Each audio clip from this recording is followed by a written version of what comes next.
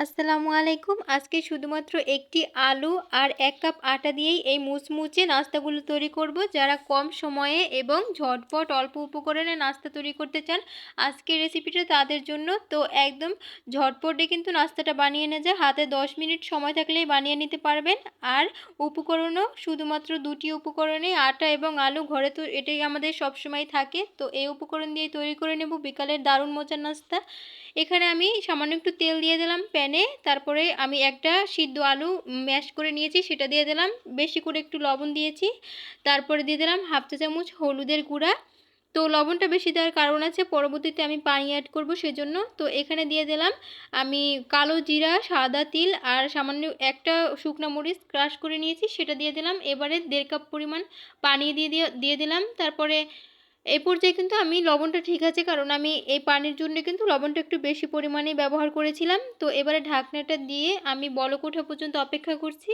তো এই পর্যায়ে কিন্তু বলক উঠে গেছে। আর এদিকে আমি গ্রেট করে রাখা গাজর, কাঁচামরিচ এবং ধনিয়া পাতা কুচি দিয়ে দিলাম।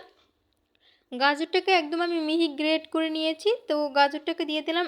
আপনারা যদি হাতের কাছে না থাকে না দিলেও হবে। তারপরে আমি এটাকে ১ মিনিটের মধ্যে একটু নেড়েচেড়ে নিলাম। এর পর্যায়ে দিয়ে দিলাম ২ টেবিল চামচ সুজি। তো সুজিটা আপনারা চাইলে বাদ দিতে পারেন, সুজিটা দিলে অনেকটা খাস্তা হবে, তাই আমি সুজিটা ব্যবহার করেছি। তারপরে দিয়ে দিলাম ১ কাপ পরিমাণ আটা। তো আটাটা দিয়ে চুলার আঁচটা একদম কমিয়ে অনবরত নেড়েচেড়ে একটা ডো তৈরি করে নিব। আর এটা কিন্তু একদম অনবরত নাড়তে থাকতে হবে, না হয় কিন্তু দলা পাকিয়ে যাবে এবং কিছুটা হবে না, এরকম হবে।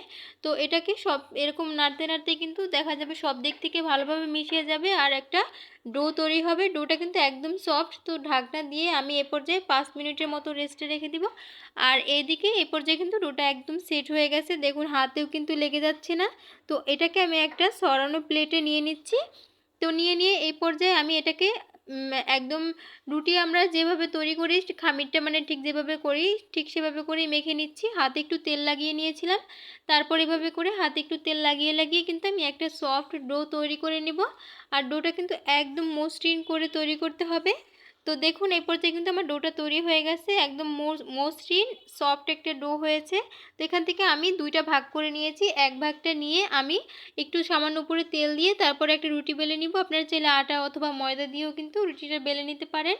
তারপরে এখানে রুটিটা কিন্তু খুব বেশি পাতলা বা খুব বেশি মোটাও হবে না। আমি ঠিক কীরকম পুরুত্বের রাখছি আপনারা দেখেই কিন্তু বুঝতে পারছেন। আপনারা আপনাদের পছন্দ মতো কিন্তু পুরুত্ব রাখতে পারেন, পাতলা মোটা সেটা আপনাদের পছন্দ অনুযায়ীও করতে পারেন। তো এই পর্যায়ে আমি আমার পছন্দ মতো ৩ কোণা শেপের করে কেটে নিব। তো আপনারা আপনাদের পছন্দ মতো স্কোয়ার শেপেও কিন্তু কেটে নিতে পারেন। তো আমি প্রথমে এরকম স্কোয়ার শেপ করে কাটছি, তারপরে মাছ বরাবর আবার কেটে নিচ্ছি, তাহলে কিন্তু ৩ কোণা একটা শেপ হয়ে যাবে। তো দেখেই বুঝতে পারছেন আমি কিভাবে করে করছি। এভাবে করেই কিন্তু আজকে সবগুলো নাস্তা আমি তৈরি করে নিব।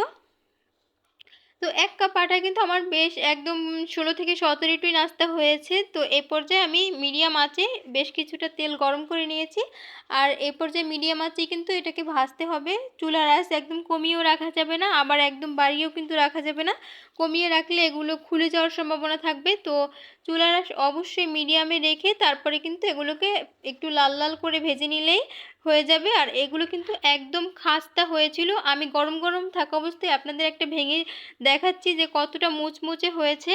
তো ঠান্ডা হলে কিন্তু আরও অনেক বেশি মুচমুচে হয়ে যায়, তবে গরম গরম খেতেই অনেক বেশি ভালো লাগে। আর একটু সসের সাথে পরিবেশন করলে তো আর কোনো কথাই নেই। তো আশা করি ভিডিওটা ভালো লাগছে। প্লিজ ভিডিওটা ভালো লাগলে ভিডিওতে একটা লাইক করে চ্যানেলটি সাবস্ক্রাইব করে রাখবেন। সবাই ভালো থাকবেন। আল্লাহ হাফেজ।